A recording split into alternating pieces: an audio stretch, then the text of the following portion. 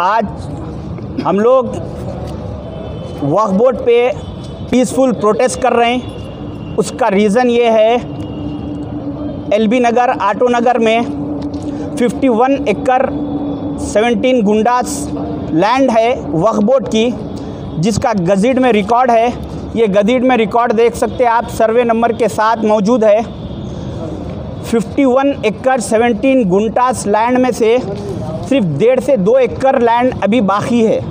सारी की सारी ज़मीन लैंड ग्रैबर्स कब्ज़ा कर लिए, जिसमें से कुछ वहाँ के राउडी शीटर्स कुछ लैंड ग्रैबर्स करे, और बाकी की ज़मीन सबसे बड़े लैंड ग्रैबर गवर्नमेंट की तरफ से, केसीआर गवर्नमेंट की तरफ से हो रही।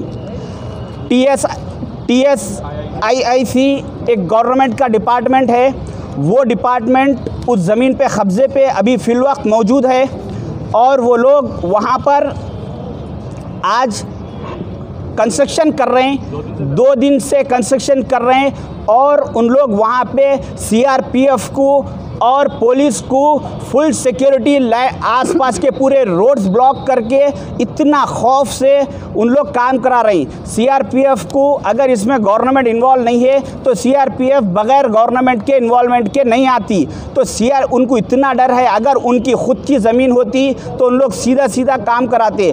और हम 2 दिन पहले जब उनसे 2 दिन से फिर रहे हैं उनके पास, उनको काम रोकने के लिए रिक्वेस्ट कर रहे हैं, तो वो लोग सुनने का नाम नहीं ले रहे हैं, और CRPF हमारे को करीब आने नहीं दे रही। वहाँ पे उन लोग माहौल इस अंदाज में आ गया था कि हम अगर वहाँ पे अगर आगे बढ़ने की कोशिश करते तो शायद पुलिस वाले, वहाँ की CRPF हमारे पे लाठी चार्ज का जो है सो एक्शन में आ गई थी। मगर हम पीसफुल माहौल ख़राब नहीं करना चाह रहे थे, इसलिए हम पीसफुल अंदाज में वहाँ पे बात करें, और वनस्थलीपुरम CI साहब से भी बात करें। उनसे ये पूछे कि आप इनको इतना प्रोटेस्ट दे रहे हैं गवर्नमेंट को, लैंड ग्रैबिंग जो हो रही उस पर, तो आप इनके पास डॉक्यूमेंट्स चेक कीजिए। तो उनके पास कोई डॉक्यूमेंट्स नहीं है। वहाँ के CI साहब, जबकि ना तो कंस्ट्रक्शन जो चल रहा है वो कंस्ट्रक्शन का उनके पास परमिशन भी नहीं था, बग़ैर परमिशन के काम करा रहे हैं। जब हम उनसे कंस्ट्रक्शन परमिशन के लिए पूछे तो वो बता रहे हैं कि हम आपको परमिशन, कोई डॉक्यूमेंट्स नहीं बताते, आप क्या करना है कर ले सकते। तो पुलिस का एक सीधा सीधा जुल्म ज़्यादती चल रही। मैं आप लोग के सामने एक आटो नगर की एक ज़मीन का आपको मैं एग्जाम्पल दे के बताता हूँ। ये 51 एकड़ 17 गुंटास लैंड है। 51 के बजाय हम अगर इसको 50 गुंटास के अगर हिसाब से कैलकुलेशन करें तो वहाँ की मार्केट वैल्यू 50 एकड़ की 500 करोड़ रुपए है। 500 करोड़ रुपए की एक ज़मीन वक्फ बोर्ड की है, 500 करोड़ की।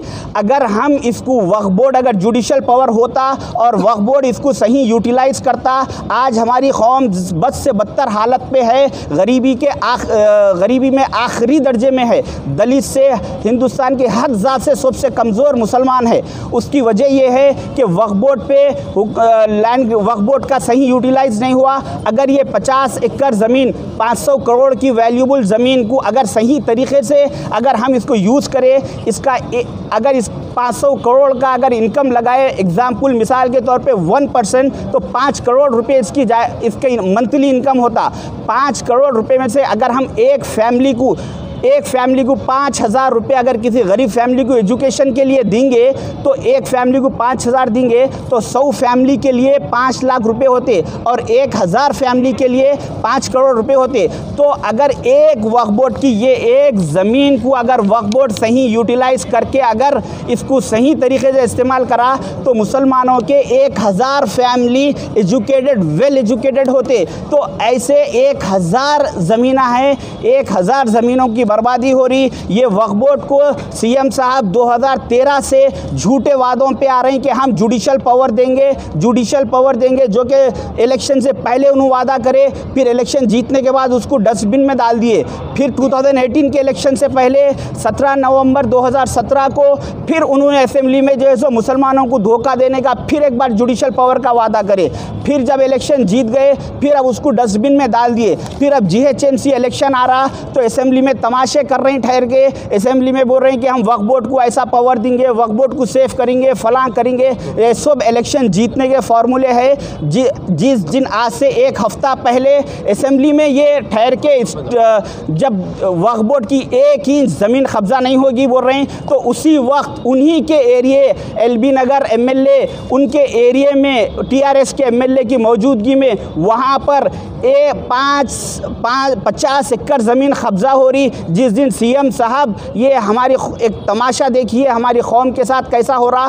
जिस दिन सीएम साहब वहाँ पे असेंबली में ऐलान करते कि आज के बाद 1 इंच ज़मीन कब्जा नहीं होगी, उसी दूसरे दिन से जो है सो सीआरपीएफ, सीएम साहबी सीआरपीएफ पुलिस, उनकी पुलिस ठहर के 50 एकड़ पे कब्जा कर रही। तो ये मुसलमान कब जागेंगे, हम कब उठेंगे, कब तक सोते रहेंगे मालूम नहीं। ये हमारे पास आखिरी मौका है।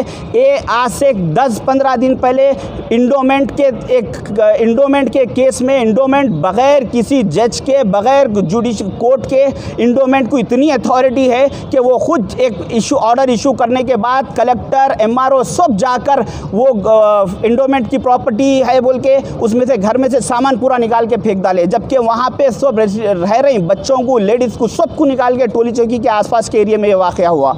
और मुसलमानों के साथ ऐसा सौतेलापन केसीआर साहब का हम बर्दाश्त नहीं करेंगे। केसीआर आप वक्फ बोर्ड को गवर्नमेंट के लोग ज़मीन कब्जा कर रहे हैं बोल के आप बोल रहे हैं, वक्फ बोर्ड को क्या उम्मीद लेके आए? वक्फ बोर्ड से हमारे को एक कौड़ी की उम्मीद नहीं है। इन लोग कुछ करने वाले नहीं है जब तक कि हम आज मामूली से 100-150 लोगों के साथ धरना दे रहे हैं। अब यहाँ से ये धरने रुकेंगे नहीं, अब यहाँ से ये इशू बढ़ेगा। जिस दिन तक वक्फ बोर्ड को जुडिशल पावर नहीं मिलता उस दिन तक हम जो है सो रोडों पे धरने करेंगे, चाहे हुकूमत हमारे साथ कितना भी जुल्म करे। ये जो जुडिशल पावर के लिए हुकूमत कई दिन से बोल रही, जैसे हुकूमत में आने से पहले थे हम देते बोल के बोल रहे हैं। अब वक्फ बोर्ड को क्या उम्मीद लेके वक्फ बोर्ड तो हुकूमत जैसे बोलेगी वैसे सुनेंगे ना वक्फ बोर्ड। वही वक्फ बोर्ड से हमारे को उम्मीद नहीं है, इसीलिए हम जो है सो प्रोटेस्ट शुरू करें। अब हुकूमत कि हम असलियत, हुकूमत का असली चेहरा हम आवाम को बताएंगे, आवाम तक लेके जाएंगे, मीडिया के ज़रिए से बता के इनको हम इसका बहुत जल्द से जल्द इनको सबक सिखाएंगे। इसका वक्फ बोर्ड का आने की वजह क्या? बस इनको बताना है आवाम को कि ये वक्फ बोर्ड मुसलमानों का डिपार्टमेंट नहीं है, ये मुसलमानों को बर्बाद करने वाला डिपार्टमेंट है। इसमें हुकूमत खुद, इसीलिए तो हम अब यहाँ पे कर रहे हैं, कल इसके बाद और बड़े धरने करेंगे, प्रोटेस्ट करेंगे।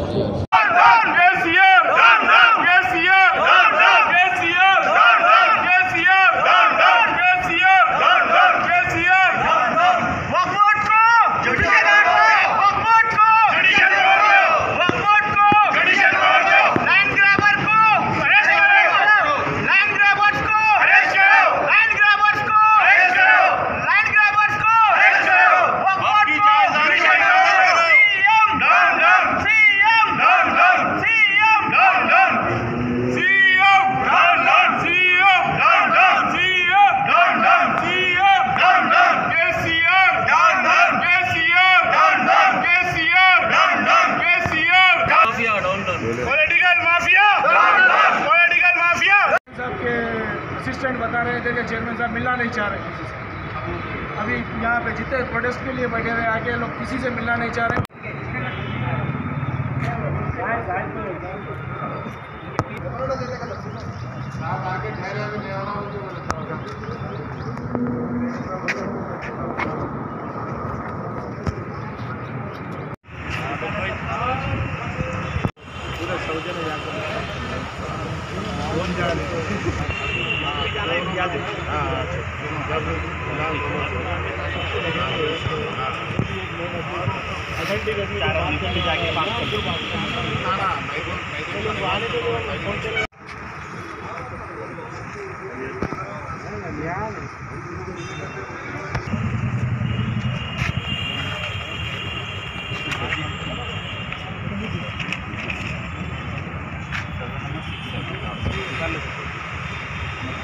Gracias.